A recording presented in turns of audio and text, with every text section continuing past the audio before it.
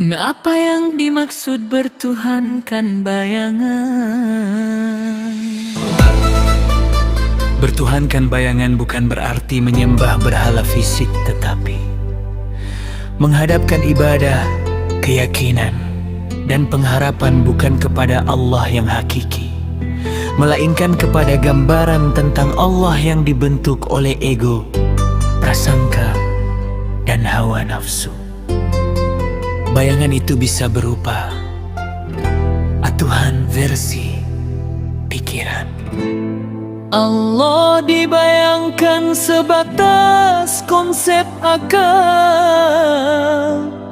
Tuhan yang harus menuruti keinginanku, Tuhan yang hanya hadir saat aku butuh, Tuhan yang ku bela tapi tidak ku taatkan dalam akhlak. Ini Tuhan dalam kepala, bukan Tuhan dalam hati yang tunduk. Di Tuhan versi nafsu, ibadah dilakukan tapi tujuannya ingin dipuji sebagai orang saleh, ingin merasa paling benar, ingin tenang secara psikologis, bukan tunduk secara ruhani. Allah dijadikan alat, bukan tujuan. Tuhan versi tradisi dan kebiasaan. Solat, zikir, amal dilakukan karena warisan keluarga. Lingkungan rutinitas tanpa hudurul kaldiran hati. Lisannya berkata lillahi rabbil alamin, namun hatinya masih berkata li nafsi.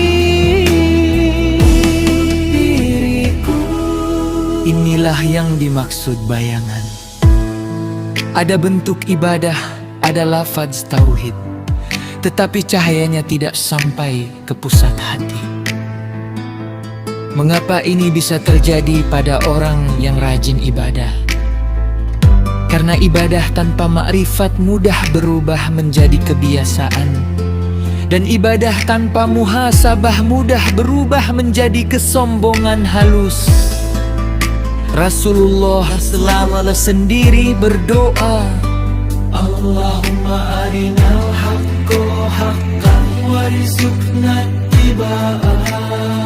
Ya Allah, perlihatkan kebenaran sebagai kebenaran dan beri kami kemampuan mengikutinya. Melihat kebenaran saja belum cukup, harus diberi taufik untuk mengikutinya. Pilihan kembali kepada fitrah. Fitrah bukan sesuatu yang dicari keluar, tetapi sesuatu yang disingkap dari dalam. Meluruskan niat setiap saat di dunia. Bukan sekali, tapi berulang-ulang. Ya Allah, aku beribadah bukan karena tenang, bukan karena ingin merasa dekat, tapi karena Engkau layak disembah. Jika ibadah hanya untuk rasa, maka ketika rasa hilang, ibadah pun goyah. Menumbuhkan fakru ilallah. Merasa aku sudah sholat, aku sudah zikir, tetapi bintang tanpa Allah aku tidak bisa sholat. Tanpa Allah aku tidak bisa berzikir. Ini memindahkan pusat ibadah dari aku beramal menjadi Allah memberi amal. Menghidupkan muhasabah, bukan menghakimi. Orang yang hampir pada fitrah, sibuk mengoreksi diri, tidak sibuk menilai iman orang lain.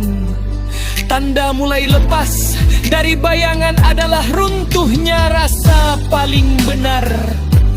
Berjalan bersama wali yang mursida, al-ulama warasatul anbiya.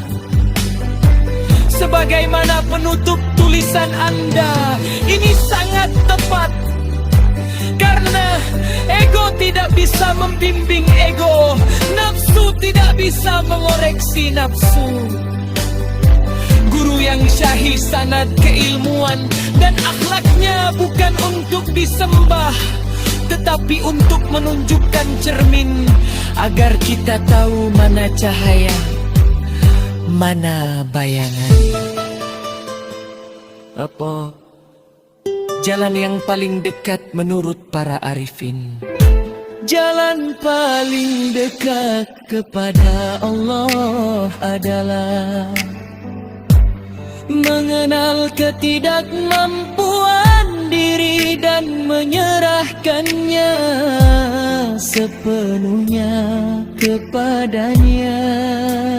Bukan banyaknya amal, tapi seberapa hancur egomu, seberapa jujur pengakuan lemahnya dirimu, seberapa pasrah hatimu saat berdiri di hadapannya.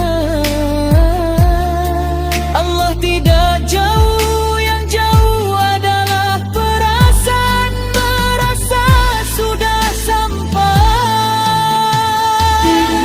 Dan bayangan adalah bahaya yang sangat halus dan hanya bisa diobati dengan kejujuran batin dan bimbingan yang lurus. Semoga Allah membersihkan ibadah kita dari bayangan ego, mengembalikan kita kepada fitrah tauhid yang bening, dan menghantarkan kita kepada iman, yakin, dan makrifat yang benar. Allahumma la takilna ila anfusina tarfata ain, ya Allah. Jangan engkau serahkan kami kepada diri kami sendiri walau sekejap mata.